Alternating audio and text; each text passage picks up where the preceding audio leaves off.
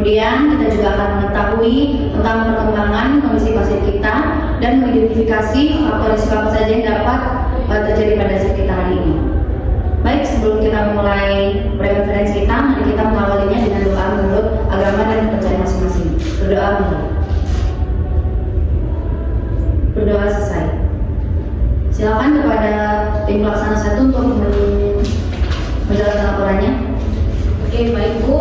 Pasien pertama saya 92 usianya 62 tahun dengan gagal ginjal kronik stadium 5 dan luar ginjalnya hemodialisis kemarin. Untuk kondisi pasien saat ini, pasien tampak rumah, masih ada edema tungkai masih tampak, terus keluhannya mulai ringan. Untuk tanda-tanda vital pasien, tekanan darah 150/90, nadinya 102 kali per menit, untuk pernapasannya 24 kali per menit, dan juga suhunya 36,9 derajat Celcius. Untuk produksi urinnya masih sangat sedikit.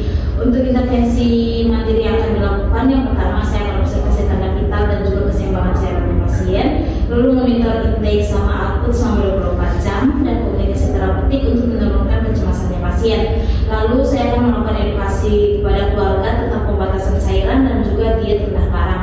Lalu akan menilai tingkat nyeri, lemas, dan juga respon pasca hemodialisis pasien. Baik, untuk rencana penanganannya sudah tepat ya.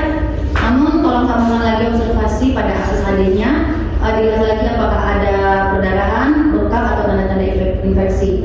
Jangan lupa untuk mendokumentasikan tindakan sebelum dan sesudah tindakan. Jika pasiennya semakin lemah, tolong segera lapor ke DPJP ya. Ibu. Untuk tim perawat pelaksana 2, silakan laporannya. Oke, baik Bu. Jadi pasien saya Nana R, usia 45 tahun dengan diagnosa pneumonia bakterial. Kondisi saat ini pasien batuk berdahak, sesak napas saat beraktivitas, nafsu makan yang menurun.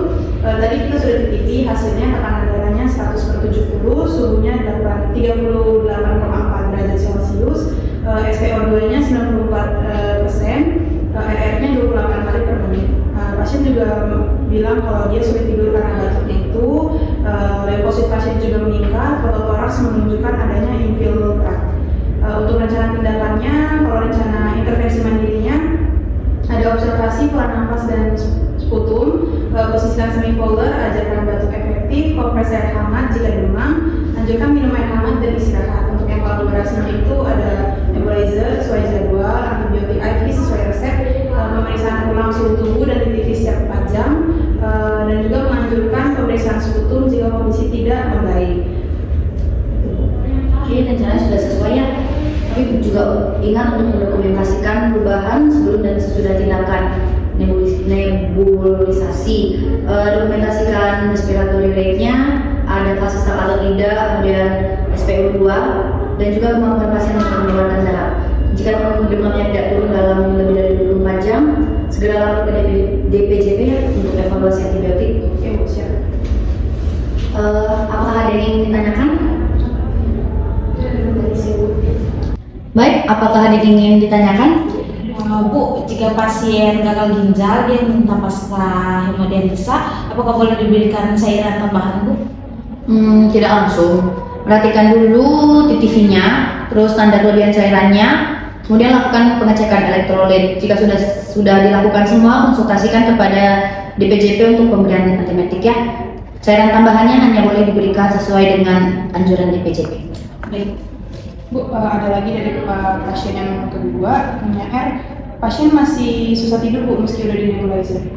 Untuk itu bisa ditambahkan nebulizer sebelum tidur, kemudian minta pasien untuk minum air hangat, berikan posisi semipolar. Kalau misalnya masih belum bisa, kolaborasi untuk pemberian antitusif. Tapi tetap pertimbangkan agar batuk tidak ditekan ya, karena sekutunya harus tetap dikeluarkan.